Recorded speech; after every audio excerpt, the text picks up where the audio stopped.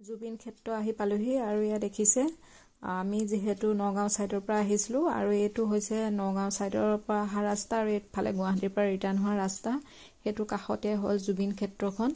আৰু এয়া হ'ল জুবিন ক্ষেত্ৰখন আৰু ইয়া দেখিছে ইয়াৰ কাষে বাৰে গুটে মানুহে দোকান এনেকৈ দি আছে আৰু এয়া আমি এনেদৰে সোমাই আহিছো আৰু জুবিন দা নোহোৱা এমাহে হ'ল আৰু আহিম বুলি আহিব পৰা হোৱা নাছিলো আৰু আজি যেহেতু পালোহি এয়া 8 বজাৰ পৰিৱেশ আৰু মানুহ যেহেতু আহিবলৈ লৈছে আৰু এইফালে দেখিছে গাড়ী গুটেখিনি ৰখি আছে মানুহো আহি আছে আৰু যেহেতু 8 বাজিছেহে আৰু ৰাতিপুৱাৰ পৰিৱেশ হেতু এয়া দেখিছে জুবিন গাৰ্গৰ পোষ্টাৰ এখন ডাঙৰকৈ লগা হোৱা হৈ আছে আৰু ৰাস্তাৰ নিচে কাষতে যেহেতু আৰু সকলোৰে কাৰণে আহিবলৈ খুবেই সুবিধা হয় আৰু সচাই জুবিন গাৰ্গৰ সমাধি ক্ষেত্ৰলৈ আহি মনটো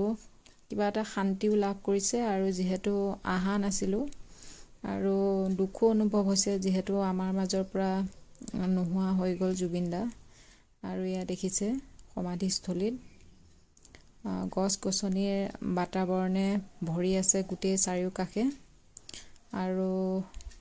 এয়া দেখিছে মানুহৰ সমাগম হৈছে সকলোৱে ইয়াত আহি সেৱা কৰিছেহি আৰু গোটেই গামোচাৰে নধৰা কৰি ৰাখিছে জুবিনদাৰ সকলোবিলাক স্মৃতি ইয়াত এনেদৰে ৰাখি থোৱা হৈছে আৰু এয়া পিছফাললৈ গৈ আছো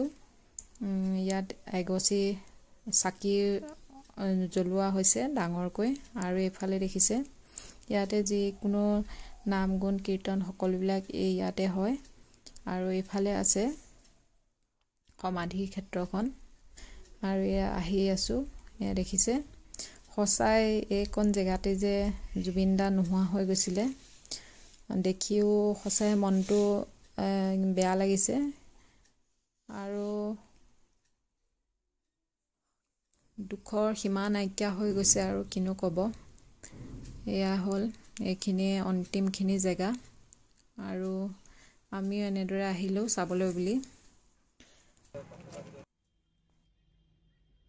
এয়া দেখিছে এখন গামোচা জুবিনদাৰ বৈকুণ্ঠ স্নান বুলি এখন এনেদৰে লগাই ৰাখিছে আৰু সকলোৱে নিজৰ নিজৰ মন পছন্দৰ অনুসৰি জুবিনদাই ভাল পোৱা সকলোবিলাক জুবিনদাক অৰ্পণ কৰিছে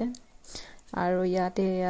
জুবিনদাৰ ফটো লগাই ইয়াতে ধূপ চাকি ইয়াতে লগোৱা হৈছে যেহেতু ইয়াতে সকলোবিলাক অনুষ্ঠান হয় আৰু এইফালে দেখিছে সকলো জুবিনদাৰ ফটো জুবিনদাৰ জুনে জুনে ভাল পায় সকলোৱে গামোচা এনেকৈ দি শ্ৰদ্ধাঞ্জলি জ্ঞাপন কৰিছে ইয়াতে যেহেতু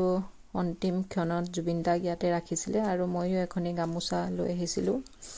আৰু এতিয়া জুবিনদা নাই যদিও জুবিনদাক সাক্ষাৎ দিব নোৱাৰিলো যদিও এনেদৰে সমাধি ক্ষেত্ৰতে এখনি গামোচা দি জুবিনদাক শ্ৰদ্ধাঞ্জলি জ্ঞাপন কৰিছো সচাই খুবেই বেয়া লাগিছে জুবিনদাক আজি এনেদৰে দেখিবলৈ পোৱা গ'ল আমাৰ মাজত নাই যেহেতু জুবিনদা আৰু এফালে হ'ল জুবিনদাৰ ক্ষেত্ৰখনত ধূপ চাকি জ্বলোৱা এটা স্থান যিটো সকলোৱে জাতি ধৰ্ম নিৰ্বিশেষে আহি ইয়াত এগছি ধূপ চাকি লগাইছেহি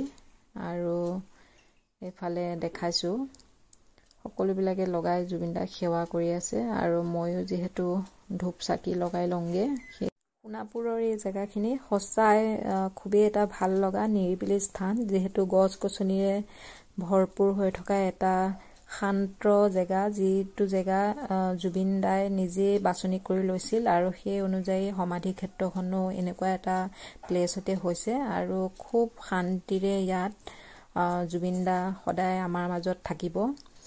আমি যেতিয়াই বিচাৰো তেতিয়াই আহি আমি জুবিনদাক এনেদৰে সাক্ষাৎ কৰিব পাৰো যেহেতু খুবেই এটা ধুনীয়া জেগা জুবিনদা আমাৰ মাজত সদায় থাকিব তেওঁৰ সৃষ্টিৰে তেওঁৰ গানেৰে সদায় আমাৰ মাজত চিৰযুগমীয়া হৈ থাকিব আৰু আমিও সেয়েহে সদায় আমি জুবিনদাক জীয়াই ৰাখিবলৈ চেষ্টা কৰিব লাগিব জুবিনদাৰ আত্মাই চাগে আজি দেখি খুবেই ভাল পাইছে, কিয়নো জুবিন দাই জাতি ধৰ্ম একো বিচৰা নাছিলে আৰু সেয়েহে এনেকুৱা এটা ক্ষেত্ৰখন এতিয়া যিহেতু মন্দিৰলৈ পৰিণত হৈছে আৰু ইয়াত কোনো বাছ বিচাৰ নাই, সকলো জাতিৰ ধৰ্মই আহি, হিন্দু মুছলিম সকলোৱে আহি ইয়াত ধূপ চাকি জ্বলাই জুবিন দাক শ্ৰদ্ধাঞ্জলি জনাইছে।